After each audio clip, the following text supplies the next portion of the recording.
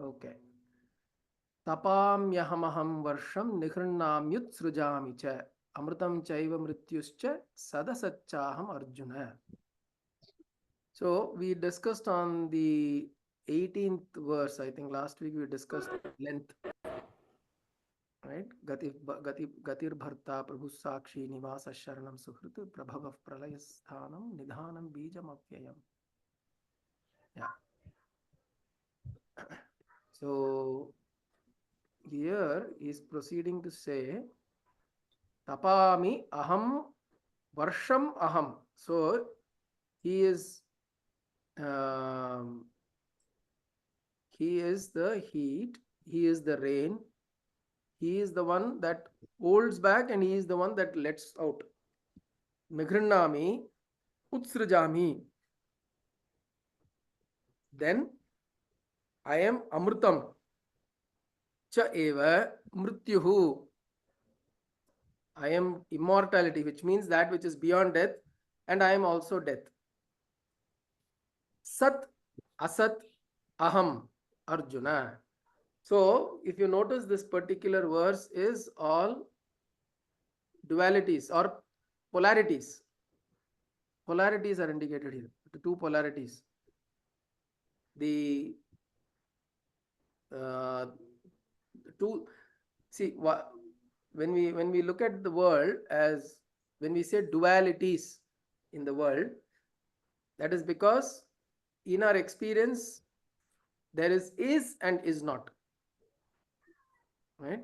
Something is and something is not.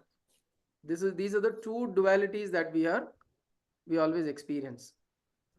You take anything, whether it's an object in the world or whether it is an experience that we have within ourselves, or it's an emotion, or it's a thought.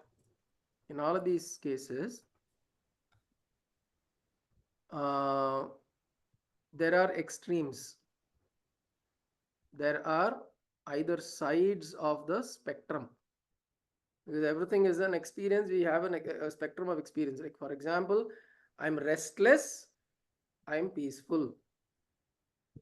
I'm excited, I'm calm. So we are somewhere in the spectrum, in between the spectrum. And both of these exist in our experience. It is night, it is day. There is light, there is darkness. Right? When I open my eyes, I can see. When I close, I can't see. Opposites nu solluva.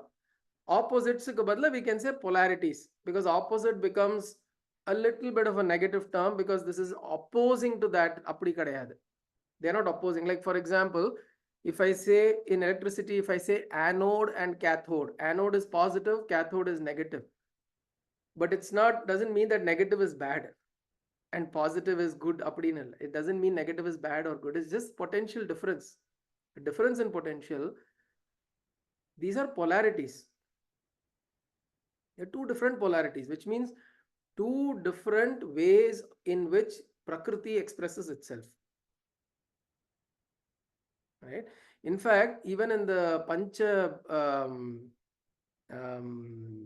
Pramana, the Pancha Pramana, Pratyaksha Pramana, Anumana, Upamana, and so on and so forth, there is one called Anupalabdhi. There is one Pramana called Anupalabdhi. Anupalabdhi means the absence of something is also a Pramana.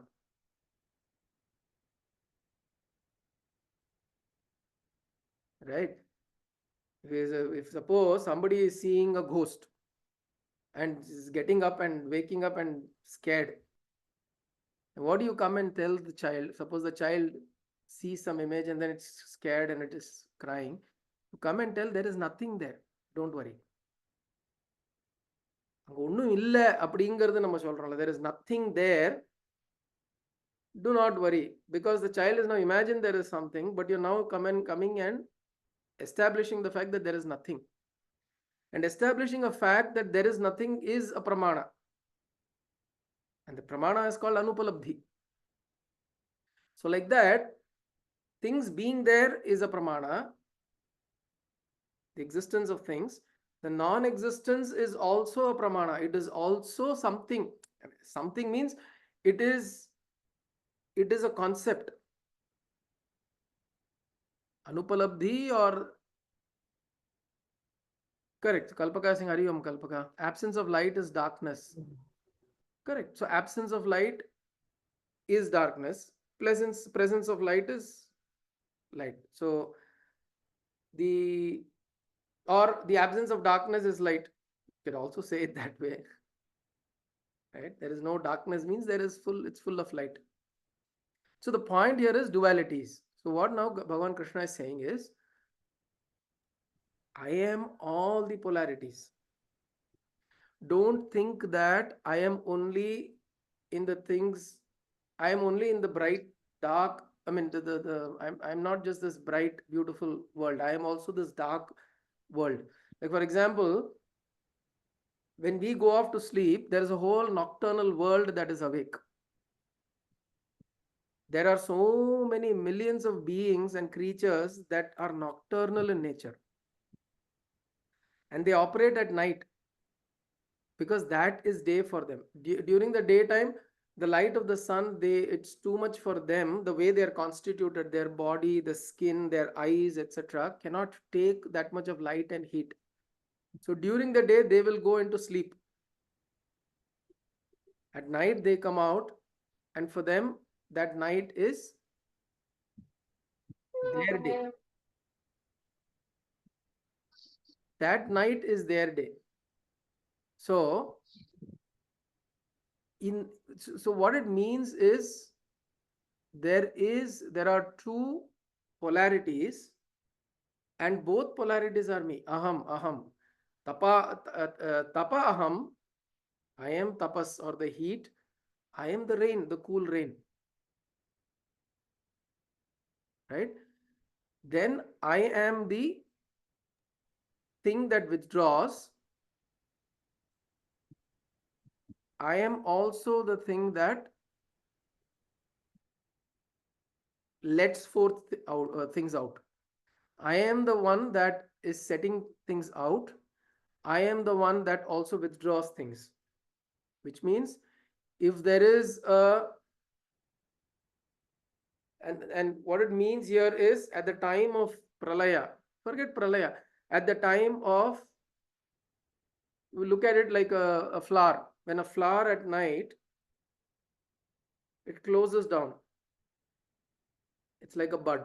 In the morning, it opens up. It lets forth its petals. It opens its petals. At night, it closes down. Similarly, when we go off to sleep, our mind goes into avyakta. There is withdrawal. There is pratyahara that happens naturally. And when we wake up in the morning, there is utsrijami. So I am the one that sends forth.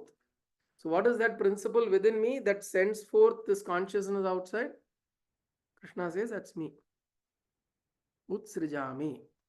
So I am withdrawal. I am the principle of withdrawal. If somebody dies, when everything withdraws, the principle that withdraws everything, there must be something to withdraw, right? There must be some principle to withdraw. At night when you have to go to sleep, you turn off the light. Somebody is going to go switch off the light, right? There is some person that turns off the light for the lights to be turned off. Who initiates that action? That initiator of action, he says, it's me. When somebody says everything has got to be turned off, that initiator to say that yes, this body is now dead, I need to turn off, that is me. When a child is born, there is a life that gets born. That initiator, like turning the switch on, that is also me.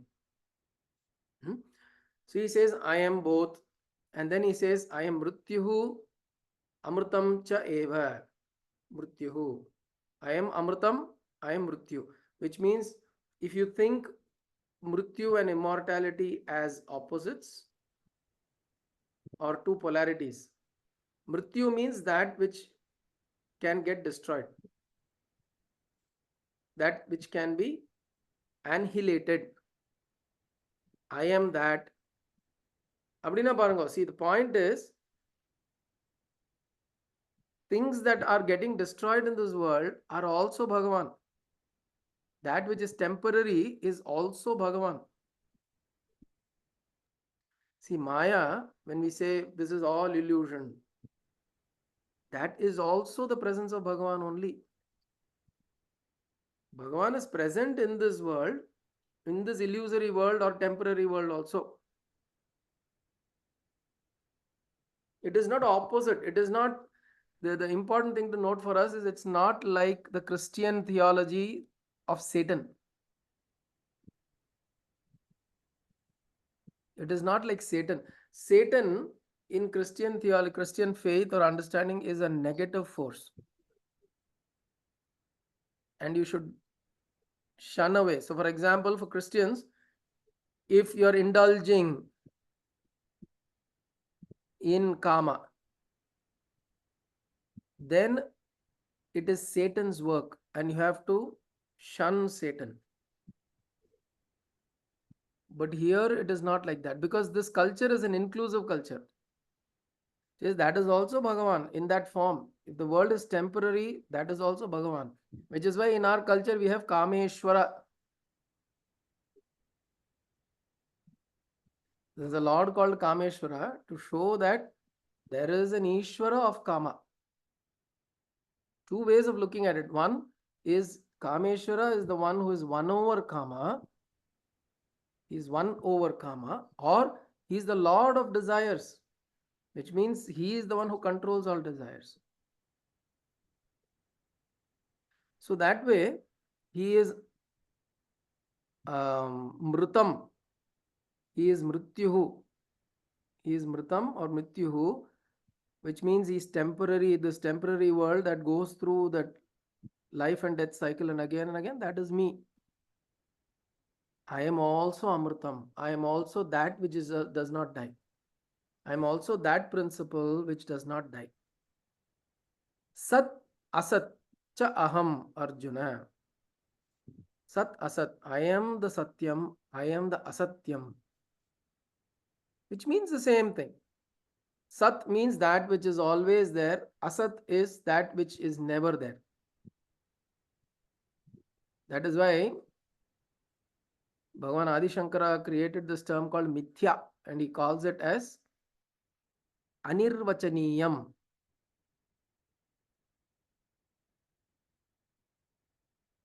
Anirvachaniyam is a term that he has created.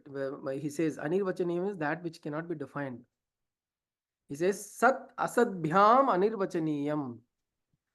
It cannot be described as Sat or Asat. It is indescribable. So then he created a term called, or he used the phrase called Mithya to say that it's not Sat, it is not Asat. It is somewhere in between. It is Asat that appears to be like Sat, or Sat that is in essence Asat. Right? Something that appears to be real, but it's not real. That is Mithya. So Sat Asat Aham Arjuna. Sat Sadasatchaham Arjuna. Okay. So he says, I am the dualities or polarities rather. So which means we have to see him in everything.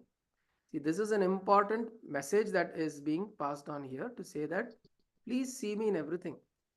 Don't be, don't be very quick to look at only things, holy things, and say that, oh no, Bhagavan is only in those holy things. Bhagavan is in the unholy things also. Bhagavan is in those things which we don't like to see, we don't like to hear, we don't like to experience. He is in that also. Like the Vishwarupa Darshanam, correct. He is in everything. Only thing for us is we have limitations and we cannot associate ourselves to everything that way. Our limitations are there. But why is this message here? It is to recognize it's my limitation. It is not Bhagavan's limitation. He can choose to be the most ugliest person on earth. Bhagavan can choose to be that. Why? Why can he choose to? Because he can. The only reason is he's Sarva Shaktiman. And just because he can, he will. Oh, இந்த குழந்தைகள்லாம் பார்த்தேன்னு வச்சுக்கோங்களேன், இந்த சின்ன வயசுல cutter jump பண்ணும். எதுக்குடா jump பண்றேன்னா, சும்மா jump. Just because he can jump the gutter, he will jump. விழுந்துருவேன் அப்படின்னா, we will not worry about that. He will jump. எனக்கு இந்த ரவி ரவி வந்திருந்தால யாத்ராக்கு. So when you used to go for the cycling, சின்ன வயசுல we would meet up, cousins will all meet up and we'll take this 50 paise cycle எடுப்போம். And அவன் பார்த்து cutter கட்டையா போவான். அங்கேயே போய் விழுவான். ஏன்னா அந்த ஓரத்துல ஓட்டுறதுல ஒரு thrill.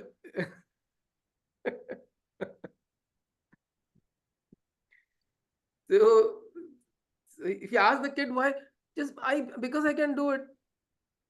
I can do it, so I will do it. எல்லாம் விளையாட்டு தானே. So if you look at it from the child's way of looking at the world, it's fun. What is there?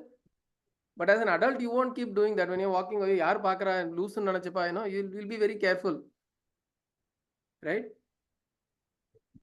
So Kavita will always scold me. She'll say, எப்ப பார்த்தாலும் ரோட்ல நீங்க போறச்சே dustbin பக்கமாவே எதுக்கு போறீங்க அப்படின்னு கேட்போம்.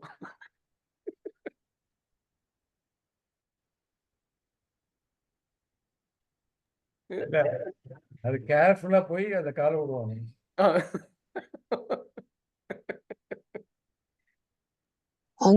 அங்கிள் பாட்டி சொல்வாளே, ரொம்ப கஷ்டப்பட்டு தாண்டி. ஆமா, தாண்டி கால வைக்கிறது. இல்ல, நமக்கு விழமாட்டோங்கிற தைரியம் வேற ஒண்ணு. பெரியவாளான விட்டு ஐயோ விழுந்துருவோம்ங்கிற பயம் வேற ஒண்ணு. That is one. But even when you're, of course, the thing the child does, I'm saying it is more to show that just because it can, it will do it. அது மாதிரி பகவான், because he has the ability to be anything, he can be anything. Yes, that is the story of Chandala in Manisha Panchakam. Adi Shankara's story in Manisha Panchakam. That's the story. He can come as a Chandala. Why not?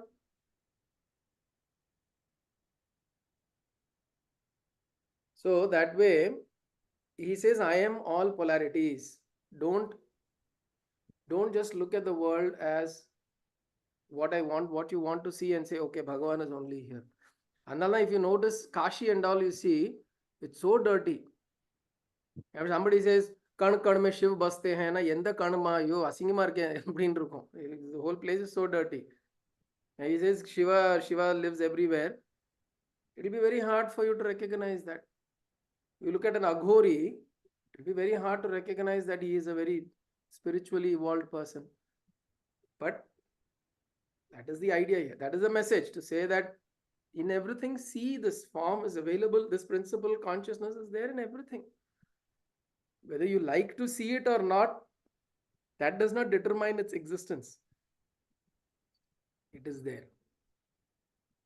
So that is what he is saying in this particular verse. Then he is saying, Traividya somapa putapapa yajne rishtva swargatim prarthayante te punyamasadya surendra lokam ashnanti divyan divi deva bhogan. Okay. So here I think this is repeated earlier also in several places. He says, those who want the fruits of action as described in the Vedas, the Karma Kanda, they perform those rituals and they perform those sacrifices, etc., and they get that. And then they go to heaven. So there are, even in Nachiketa Agni, those who know the Kathopanishad stories, Yama gave Nachiketas one particular boon. He gave him, saying there will be a yajna by your name, Nachiketa Agni, Nachiketa Yajna. And that yajna, by doing that, people can attain to Swargaloka. This is before he gives him the third, before giving him the Vedanta pravachan. First, he asks him, he tells him that, when I go back, my father should receive me in a very, should be able to receive me the way I left, which means he should receive me lovingly. That is the first boon. Second boon, he said, I want to understand what is heaven and so on and so forth. Then he says, I will teach you this yajna, and we will name it as Nachiketa Agni or Nachiketa Yajna. And by means of this, people will be able to also attain to heaven. That is also a karma kanda, part of the karma kanda. Then he gives him jnana kanda as the third boon. So this, he says, there are people who do yajnas, they do yajna and they attain to heaven. They do Vedic rituals, karma kanda, and attain to fruits in this lifetime, which means you get kama purti. You get kama purti here, and then you get iham atra. So iham, this place, and atra, there, that place, bhoga. Iham atra bhoga. You get the bhoga here in this life, and you get the bhoga in the heavens. Both of these bhogas you get. And he says, people who do even more, so you can go from Bhuloka, you go to Bhurloka, which is the celestial or the Pitruloka, Bhurloka. Then you go to Swarloka, which is a Swargaloka, and then you go to the Indraloka, and so on and so forth. So there are many lokas that you can keep going towards by doing different yajnas or rituals or different Vedic this thing. So this is the karma kanda. Trividya mam somapa puta papa yajna istva swargatim prarthayante. So they attain and they cleanse their sins and they go to heaven by doing these rituals. And then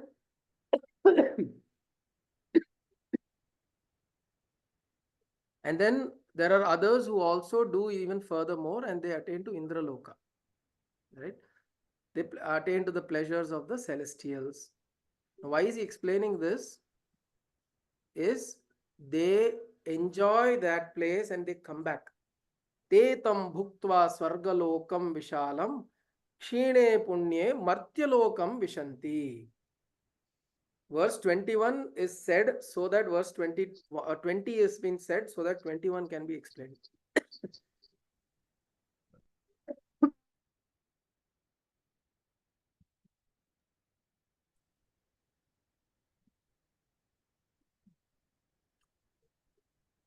Tetam bhuktva swargalokam vishalam shine punye martyalokam vishanti. This is such people having enjoyed Swargaloka or Indraloka or all those places, they come back to Martyalokam. Vishanti. Vishanti is the return. They return back to Martyalokam, which is Bhuloka. Bhuloka is known as Martyaloka. Evam trai dharmam anuprapannaha gatagatam kama kama labhante. So by doing the trai dharmam, the karma kanda are three portions, right? The samhita, the brahmana, and the aranyaka. The three portions of the Vedas. Fourth is the Upanishads, jnana kanda. But the first three portions will keep you circulating in this space only, where from Mrityuloka you go to another loka and you keep repeatedly coming back.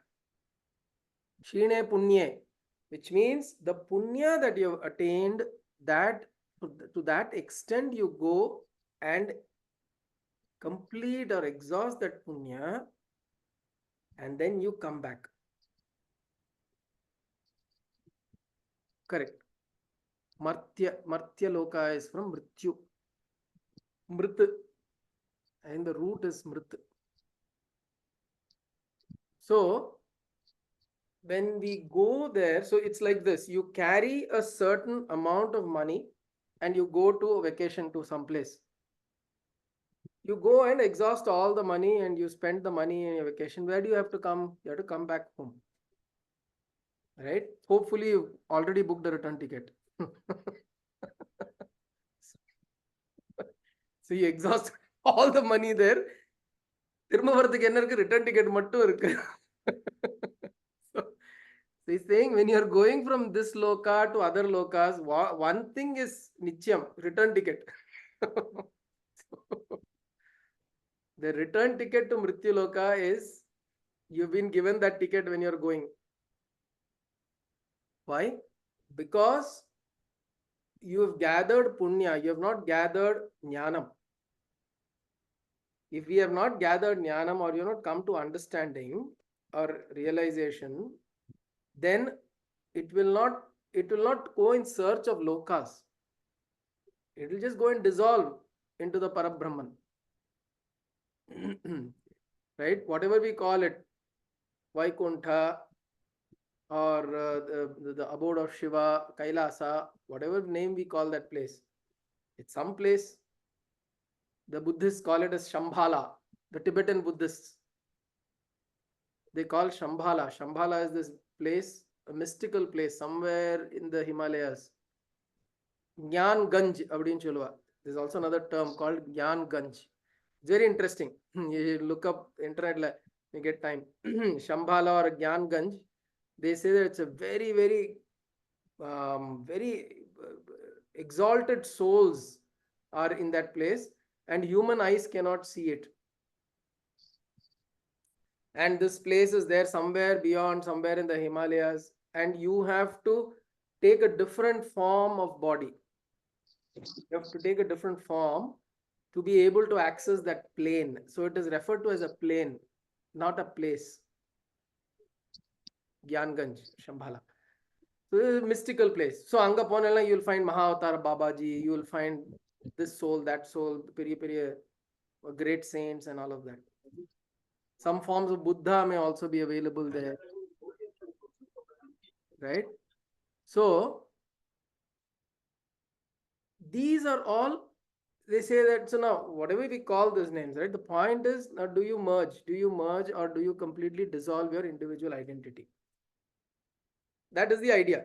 Till we don't merge that identity, we will keep going to these lokas. That is what he is saying. Every loka has a certain, see, look at it this way. Today, why are we not a cockroach? Why are we not evolved? We have evolved. Through the process of life, through evolution, we have come to a certain point where we have gathered enough merits, right? Enough merits to be able to be in this place where you can make decisions, you can make choices.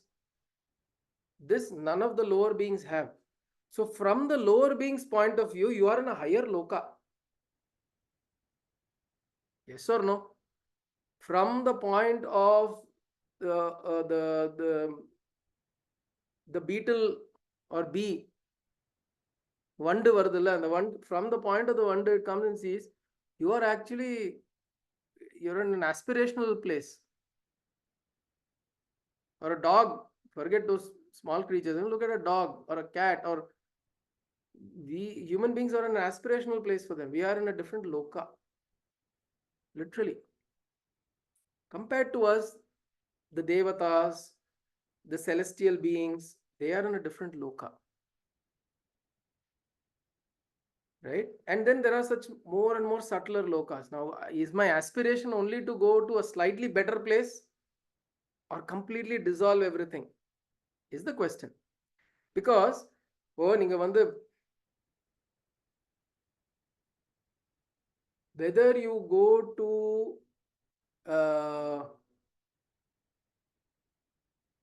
இந்த Vadivelu comedy பார்த்திருக்கேன், டுபாக்கூர் hotel அப்படின்னு ஒரு Vadivelu comedy வரும். He will go There'll be a hotel restaurant, two people sleeping. He'll go wake them up and he'll say, make dosa for me. So they'll make some this thing. மழை சாரலாட்டம் அப்படியே தூவி வெங்காயத்தை பொடிய நறுக்கி மழை சாரலாட்டம் ஊத்தப்பம் வெங்காய ஊத்தப்பம் அண்ணனுக்கு ஒரு ஊத்தப்பம் அண்ணனுக்கு ஒரு தெரியும் இவ்வளவு எக்ஸ்பிளைன் பண்ணேனே வெளியில வெளில போர்ட படிக்கலையா டுபாக்கு ஒரு ஹோட்டல் இருந்தது அப்படிப்பா. Now what I'm trying to say is that when you go to a place like that and you get somebody insults you that way, or you're wearing a coat, tie and idella pottu you're going into a 5-star restaurant, into a hotel, and somebody insults you there, it's the same thing. Correct? When you're getting insulted here or you're getting insulted, you're getting insulted. Correct? அந்த இடத்துல இங்கிலீஷ்ல வந்து he'll very polished, they'll come and insult you in very sophisticated words, but it's the same thing. So whether you are going through some kind of experiences here or you're going through that in a different loka, at the end of the day it's the same. Correct? Why? Because eventually it will exhaust itself. If I'm sitting in a massage parlor and somebody is doing massage on my head, I can take it for 20 minutes, 30 minutes. 3 hours massage பண்ணா நான் மண்டை வலிக்க ஆரம்பிச்சிடும். முன்னாடி அவளுக்கே கை வச்சோம்.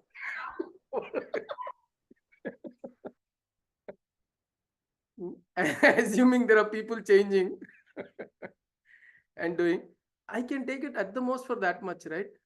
Even joy, I cannot take it forever. Correct? That which I feel joyful, appa super irukku appdin solli. Sleep. How much can you sleep? Right? I tell you, go sleep as much as you want. Right? My daughter tells me, why are you waking me up so early? Okay, so okay, go sleep today. I'll not wake you up in the morning. You can sleep as much as you want. But she will wake up, no? 8 o'clock, 9 o'clock, 10 o'clock, she will wake up. Just because I told, okay, you can sleep as much as you want, it's not that the body is going to say, okay, now I'm going to keep sleeping. Not like that. You will wake up. So even joy is that way. We have to recognize that. See, this is what is very important, the way we see the world. When we see something, the moment we should be able to see that, this is for a purpose, for a utility. It has an end. I will enjoy it today. Tomorrow it will be gone. See, very interesting. When we buy stuff, right? This is the way I see it. When we buy something, wife says, oh, let's go buy this. For example, you're buying an utensil or buying some thing. The first thing I'll say, it looks very beautiful, but how will we maintain it? Will we be able to clean it properly? Will the sink be enough to keep this size thing? And when we clean the rubber on the side, will we be able to maintain that rubber, or will it start becoming, food particles will start sticking onto that? All of this when we think upfront, because when you look at it in the shop, it looks really beautiful.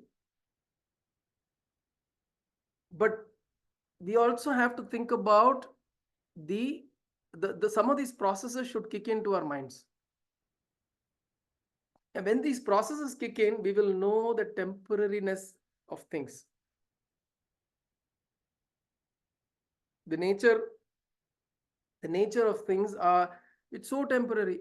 It may look so beautiful, I may get so attracted, but we should do a little bit of fast forward on it. It doesn't mean that we suddenly doesn't mean that you suddenly get depressed and okay, so then I don't want to buy anything. No, we don't go into that extreme. But why is it important to do a little fast forward, to recognize that don't be too excited right now? Yes, it is joyful, it is important, but it is utility based. It will give you joy for some time, but after that it will have its own deterioration in its utility. And also you will not derive the same joy from it. And then you'll start looking for the next thing. The same thing happens when I go to another loka. It is not any different. Even if I wish to die today, thinking that, ayyo, this is all so, this life is nonsensical. Even if I decide to die today, it is not that I'm going to suddenly get a brilliant life. I may go to some place, there may be a brief moment where I will exhaust all the punya that I have gathered. I may experience some joy, but again, I'll have to come back. One has to come back. Now, when we saw Haridas, for example, in Vrindavan, Haridas was supposed to be Lalita, Radha's Sakhi in a previous birth, and she was born as Haridas the saint. That is the story. But look at Haridas, the way he was all the time, Krishna, Radha, Krishna, Radha, Krishna, Radha, Krishna. Right? For us, to some extent, it's a part-time activity. Why? Because somehow this urgency and this thing is not set in. Right? This urgency and this desperation to, oh my God, if this is gone, I will go into some loka. Kshine punye matya lokam vishanti. I will come back. It's gone. I will have to come back and again I have to restart all of this again. And whatever we have learned in this lifetime, it's not gone waste, but you have to rekindle. See, the rekindling process is a very painful process. Like, for example, I am on an exercise regime, okay? And came for the yatra. 1 week, my sleep, my food, all of that got disturbed. And now, for me to come back to the state where I left off, there's a lot of work I had to do. The same thing, to rekindle, it takes a while. So if you end up here and we don't know how we're going to be born and we don't know when this rekindling will occur also, it's completely left to chance, right? How much choice do we have in the next life, how we are born? When will my spiritual yearnings be rekindled? Where will it get triggered? How will it get triggered? How much pain I have to go before that gets triggered? We have no control of any of this, right?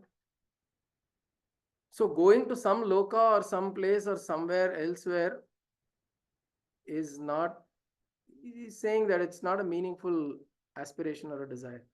Evam trayi dharmam anuprapannaha gatagatam kama kama labhante. They keep desiring objects and they repeatedly keep coming and going, coming and going. This is what they keep doing. Then Ananyas chintayanto mam ye janav paryupasate tesham nityabhiyuktanam yogakshemam vahamyaham. This is a very beautiful verse. We say this at the end of Vishnu Sahasranama also. Ananyas chintayanto mam ye janav paryupasate tesham nityabhiyuktanam yogakshemam vahamyaham. Those who always think about me. Ananyaha chintayantah mam. The ones who continuously think about me. Ye jana paryupasate. Those who keep worshipping me. Tesham nitya abhiyuktanam. Those who are always absorbed in me. Yoga kshema. Aham vahami. I will give them both yoga and kshema, which means spiritual well-being and material well-being. Yoga and kshema, and I shall carry them. Aham vahami. It's not easy to be in devotion. See, that day we did Nama Sankirtanam. It was so intoxicating. But how long will we do? 5 மணி நேரம் ஆச்சுன்னா okay போறோம் கிளம்புங்கப்பா அப்படின்னு. Right? 2 hours, 3 hours, we did it. It 4 hours we'll do. But 5 hours எல்லாம் ஆச்சுன்னா அதுக்கப்புறம் அந்த புல்லரிக்கிற feeling அதுக்கப்புறம் வராது. கரெக்டா? It's natural, right? It will start slowly again, the same thing. The excitement and all of that will slowly taper down. 6, 7 hours, 8 hours, then people who are singing have to change, because the same people can't keep singing for so long. They will have to change. எப்போ lunch முடியும் அப்படின்னு காத்துட்டு எப்போ? அதுதான் யோசனை இருக்கும். கிருஷ்ணர் போயிடுவார், லஞ்ச் தான் ஞாபகம் வரும். Right. So this is something cannot be done externally. External things cannot keep exciting us all the time. Externally, what happens is an inspiration. After that, it is your, what they say, 1% inspiration, 99% perspiration. Something like that, they say. I mean, I've heard of these quotes. What it really means is you take that inspiration, but internally we have to do this. Ananyas chintayantah. Ananyas chintayantah. You have to keep thinking constantly throughout. This is what Ramdas, Haridas, Krishnadas, Mirabai, everybody did this. Tulsidas, Tukaram, Namdev, Eknath, Jnaneshwar, all of these people, this is what they did. No? Ananya Sintayanto Mam Ye Jana Paryupasate Tesham Nitya Abhiyuktanam Yoga Kshemam Vahamyaham. I will take them across. I will carry them. In the Charama Shloka, he says, Mahamekam Sharanam Aham Tva Sarva Papebhyo Mokshayishyami Ma Shuchah. Do not worry, I will give you moksha. The Charama Shloka is now here he is saying Yoga Kshemam Vahamyaham. I will take you with both yoga and kshema. I will give you unison, I will give you spiritual understanding, and I'll also give you well-being, protection. Right? I will also give you spirituality, and I'll also protect the same thing. I will give you the understanding, and I'll also protect it for you.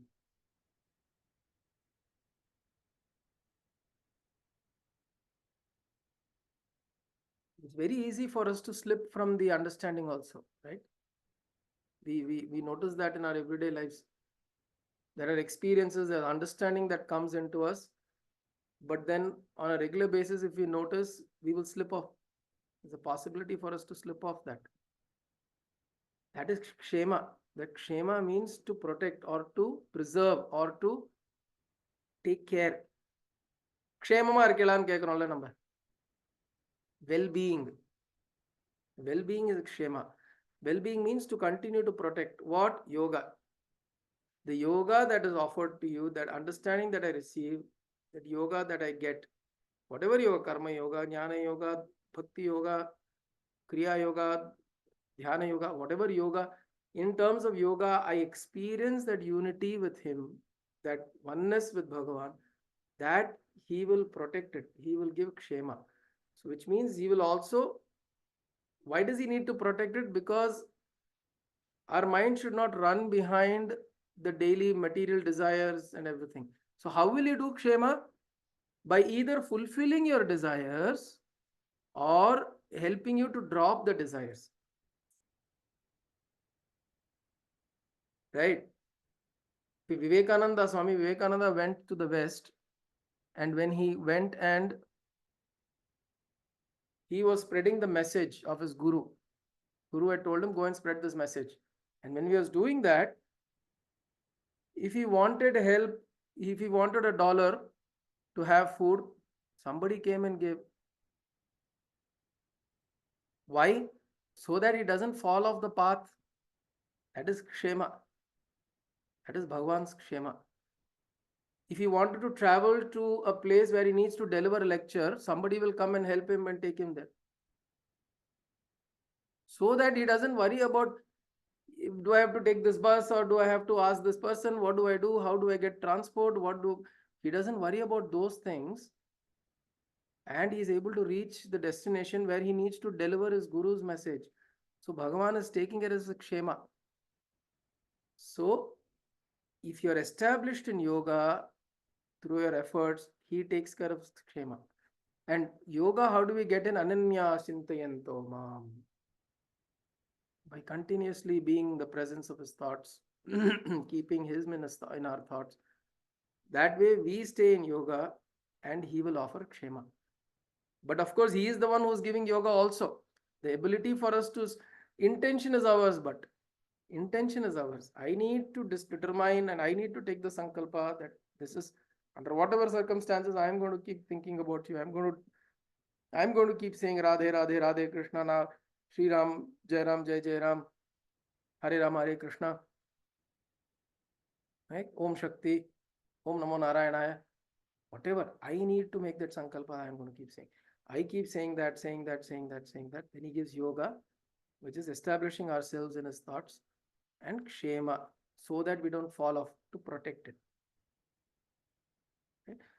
So, ananyashchintayanto mam ye janah paryupasate tesham nityabhiyuktanam yoga kshemam vahamyaham. Okay. Om kayena vacha manasendriyaiva buddhyatmana va prakate svabhavat करोमि यत् सकलं परस्मै नारायणायेति समर्पयामि सदाशिवायेति समर्पयामि जगदम्बिकायै समर्पयामि सद्गुरुनाथायेति समर्पयामि हरि ओं तत्सद्गुरुभ्यो नमः